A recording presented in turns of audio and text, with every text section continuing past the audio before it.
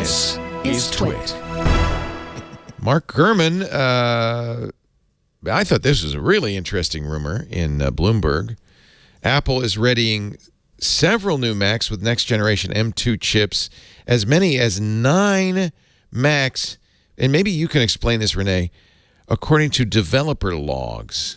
So that's something Apple tries to avoid, because a lot of times people who are testing these devices, they put apps on them. Maybe they put their favorite, non-standard Twitter client or a photography app or something like that. And then the developer gets logs back. And sometimes there's unique characteristics about future devices, like it's got a different screen display, or it reports a different version of iOS or macOS, or it has like cores that you've never seen, like core counts that you've never seen before. Like there's no 12-core CPU right now. You can kind of fingerprint it, in other words, pretty easily. Yes. Yes. Yes. And they come up with different ways of trying to avoid this, but sometimes, things happen. People are under stress. They just load something up and they go, or you forget to turn off like send Geekbench to server. Little things like that. Little tiny mistake. According to Mark, the company is testing at least 9 new Macs with 4 different M2 chips. M2, M2 Pro, M2 Max, M2 Ultra, maybe? I don't know. Yep. That would be 4. The successors to the M1 line. Oh, yeah, with third-party apps in its app store, according to the logs, which were corroborated by people familiar with the matter. The move is a key step in the development process, suggesting the new machines may be nearing release in the coming months. Could we see 9 new Macs in June? I hope not in June. That'd be a lot. Going down a bad path. Yeah. That many. They're getting slow. Like one of the issues is the M1 Mac started coming out in November of 2020, and at a certain point, Intel's going to look over and go, "Oh, not so easy to keep up those updates, is it?"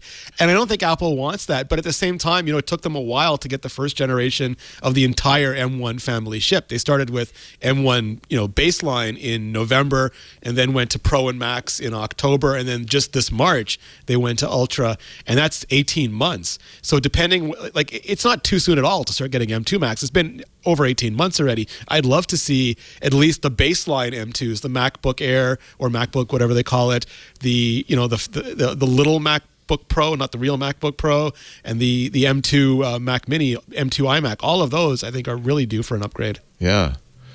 I don't think this is a proper forum for size shaming. Renee. I know we're speaking extemporaneously here, but so we know that the Pro, one Mac that has yet to drop is the Mac Pro, the one upgrade. Yes. Yeah. But yes, these original M1s are starting to get a little long in the tooth. Would they wait till November? Would they wait till this fall? I think not. I was surprised we didn't see a MacBook Air by now. Yeah. Because that's one that makes absolute sense to make sure that you have stock on hand. You have people who are not holding off, not spending their money elsewhere, because this is such a great primetime college and high school computer. But if they're in addition to the Mac, I think that we do have to add the MacBook Air and the Mac Mini to the list of machines that Apple hasn't promised they're going to update by the end of 2022, but we all kind of understand that they're not real. It's not a real Mac Mini, it's a MacBook Air in a desktop with extra ports on it, and that's pretty much it. So I would very much be looking forward to them them shipping all 3 in 2022. So I kind of believe a lot of this stuff. And you want your single-core boost, Leo. You've been waiting for that because all of the M1 family have the same single-core performance. That's right. I keep pointing that out. Yeah. Although we shouldn't expect an M2 to be double the speed. It's going to be 10, 20, 30% maybe, right? It'll be about 10% faster just on frequency alone, because the new process, the N2, the second generation 5-nanometer process gives you about 5% extra frequency. And then Apple pushed A15 about between 3 and 5%, depending on single core and multi-core performance. So you'll get about 10% just off the frequencies.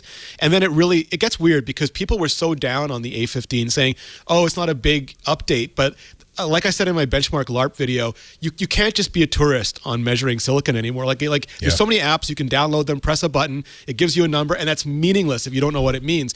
And A15, like, it's a beast. It is between 2.5 and 27% faster, depending on the workload and the latency, because it's got a lot bigger on-die cache for like both level 1 and level 2 cache, or system level and level 2 cache. But also the efficiency allows it to do things like it is more efficient than M1 while being faster frequency and faster silicon architecture. So that means that Apple can again increase all of these things and keep them in the same containers, even smaller. Meanwhile, and I'm not even joking, NVIDIA and Intel are wrestling over the last few bits of power in a house outlet. And at a certain point, you'll no longer be able to plug something in a house anymore. That just means that Apple has so much runway left to keep innovating with these chips. It's really impressive.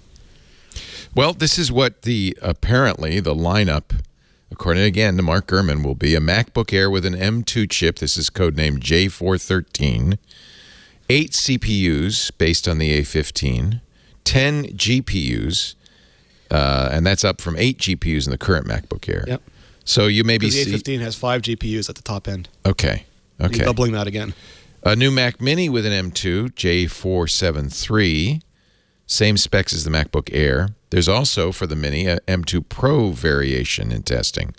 That's kind of good news. That's the J474. Big question there is it 4 efficiency and 8 performance, or 2 efficiency and 10 performance? Because the other big deal about A15 is the efficiency cores got 30% faster. They got so much faster they don't have to use the performance cores as much, which saves even more power on the chip. It's the level of ludicrousness we're getting with these things. But we should also, I would like to say that if you're just doing general kind of computing, email and browsing and stuff like that, it's not going to be will it be noticeable improvement in performance?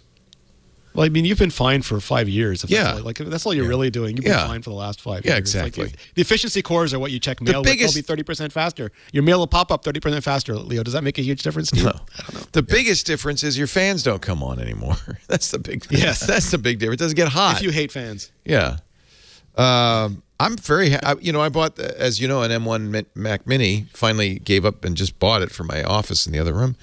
And it can't tell the difference. They're all the same. The Max Ultra, the Max, the Studio, the Pro. You need to buy a separate space heater. That's the biggest difference. And it's not just heat. I mean, when you start having a lot of these, I've got a lot of them running around right now, it starts to actually turn into real energy savings and actual cash dollars that you are saving. Like when you think about something running at 1/8 the amount, it's not just the fans. The fans are turning on because you're using a lot of energy. So the fact that they're using a quarter of the energy means that you're paying less to run them. And if you're running them all day and you're running them hard and you're running lots of them, it's going to start turning into measurable savings just for operation. Okay. To say nothing in longevity as well. Yeah, the longevity. Alex is saying you need more Macs, Leo. Alex is saying you need more Macs to get real savings. I'm just, I'm just saying. Well, maybe you didn't keep buying 100 Mac Minis and just stacking them up on top of each other and putting in a closet that wouldn't be overheating like that. I haven't bought 100. I just bought 20. I've bought 100. His Macs it's have 1/5 of 100. Yeah. 20. Wow.